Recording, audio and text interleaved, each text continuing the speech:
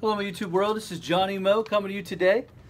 Wanted to do a video today about having employees and some of the costs that are incurred by having employees. So what I did is I set up a fictional company, average 115 lawns a week, average $45, and what that comes out to is about $4,500 a week in gross revenue.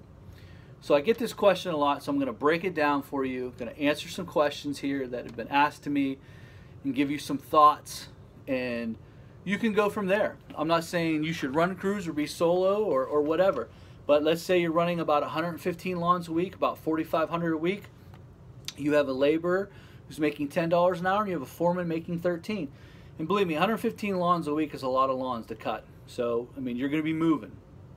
So the total take home for your foreman would be $910. Your labor would be $700. Their take home pay would be $752 for your foreman. Your labor would be $578. Their part of the taxes would be $158 and $121. Our part, your part, the tax part you'll pay, this includes the workman's comp, would be $259 and $199. The total for this whole bill would be $2,068. That would leave you with $2,432 each and every week. Now, that's a 60-hour work week. That's paying out 20 hours, time and a half. And of course, if you want to cheat, go ahead and cheat. You know, most guys pay cash. They don't pay. Most guys you see here on YouTube, the guys that are sitting in their truck generally, or the guys that's over in the left part of the field, they're weed whacking behind clothes. They're not even paying them on the books. They're paying them $10.99, which is completely illegal, and they will get busted someday. And the truth of the matter is, as the government runs out of ways to tax you, they will start buckling down on things like 1099s, and they're already starting to do that. They've already started buckling down on welfare fraud. They've really been hitting that one hard, claiming kids, both divorced parents, both claiming kids. They're really starting to look into that, and they will start looking into the definition of what a 1099 is. A 1099, you cannot have someone showing up your house every single day, and they're going to work for you, and they're 1099. And they're working 60 hours a week for you. That's not a 1099. That is a person who's absolutely needs to be paid on the books. Another thing that is illegal is to not pay overtime over a 40-hour week. So if they work 60 hours, you owe them 20 hours at time and a half rate. And if you think you can't get busted for that, just have one employee who is upset with you and turns you in, and then all of a sudden you're paying back taxes and everything else. You're going to be in some trouble. The reason why I say this is because these are the hidden things that affect a growing company that most companies don't catch. That's about half of your total take home. So out of the $2,432 that's left, you have to pay your general liability policy, your truck payments, your everything. Now, obviously that's not for the month, that's just for that 1 week. But still, you have to pay everything. That averages about, I'd say about $11,000 is what I'm assuming that'll average out. I'll just do it.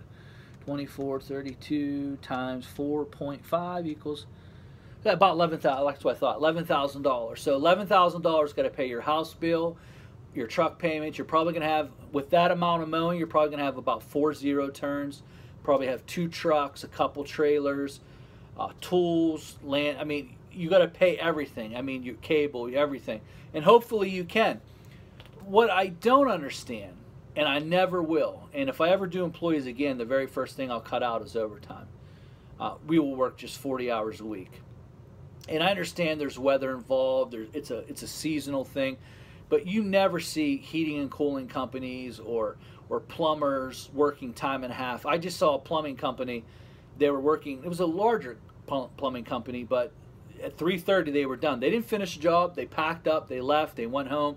Same with heating and cooling.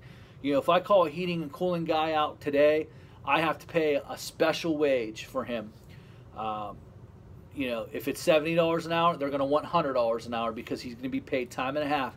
We're the only company that works pretty much half the day, Thursday, Friday, and Saturday, and we're throwing profit right out the window. That's something you definitely have to consider if you're going to do it the right way. If you're going to take a chance and wrong the government, that's on you. And honestly, $13 an hour and $10 an hour is probably an average wage. If you really wanted to keep an employee at these wages, you'll probably go through a lot, especially the $10 an hour one. You'll probably keep having to try to replace them and try to train and keep going. The $13 an hour, if you really had a really good foreman that can really do it, you're probably going to need to be closer to $17 to $21 an hour. And then you can see how that adds up real quick, especially when you're mowing lawns and then you're on overtime at Friday.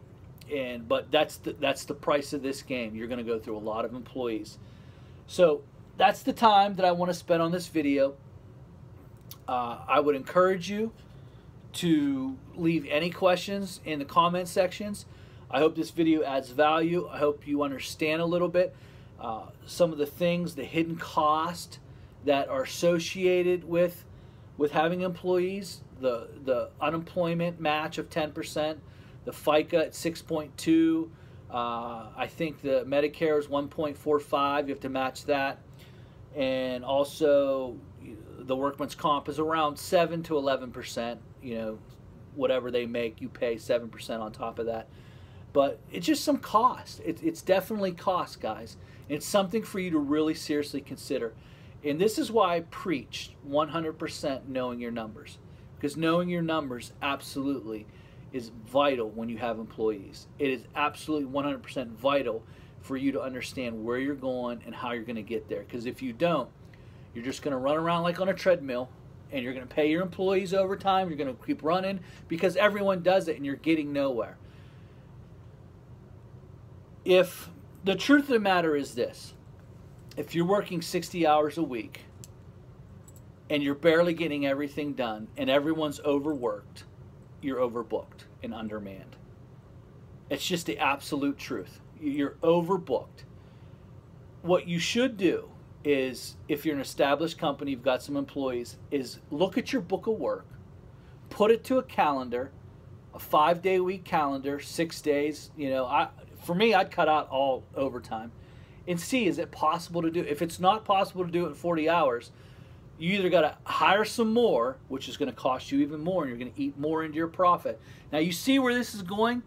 Or you need to let go of some of the bad stuff and get it within the 40 hours so that you can have a normal life and live within the means.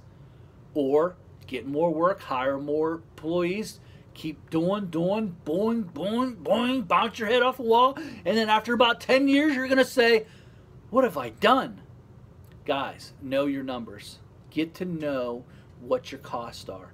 Because out of this week, according to this, you have $2,432 left at the end of the week, and you still have not paid yourself, your repair bills, your truck payments, your zero-turn payments. And with that amount of lawns, 115 a week, you're probably racking up some hours. You're probably going hard. The equipment's breaking down a lot. Things are getting behind. The noise on the truck that you hear from your brakes are now, you're digging into the rotors, you messed up the rotors, you messed up the calipers. A $400 job is now $1,100. Why? Because you're running, and you have no idea what's going on. And this is why I tell everybody to really dissect your numbers, know your numbers. Now, don't think I forgot. I know next week begins the third quarter. It's going to be August. Third quarter time. You know how I do it, baby. April, May's 1st, June, July 2nd, August, September's 3rd. By the third quarter, you should know if you're going to make it or not. Listen, do you have your winter money? Right around the corner is going to be Labor Day. Is your winter money in your account? Oh, guys, come on now. You're going into the third quarter. It's make or break now. This third quarter could decide whether you work through the winter or you take the winter off and really enjoy your time off. And I encourage you to dig into your numbers, know your numbers, get your life back. Get your life, whether you're solo or you've got crews, or you're really huge, get to the point where you've got your life, where you're able to do what you want. And there's that sweet spot. And it's hard to find, especially in the lawn and landscape, because there's not too many systems you can apply because of weather and different things. But get to that sweet spot. It's going to take you a while, but you can do it. And I hope you enjoyed this video. I hope this video adds a lot of value, and it helps you to really think about your numbers and where you want to be, how big you want to be. Whether you have employees or you're solo, knowing those numbers, finding out where you're leaking money so that you can enjoy your life more and get off that rat wheel. This is Johnny Moe, baby.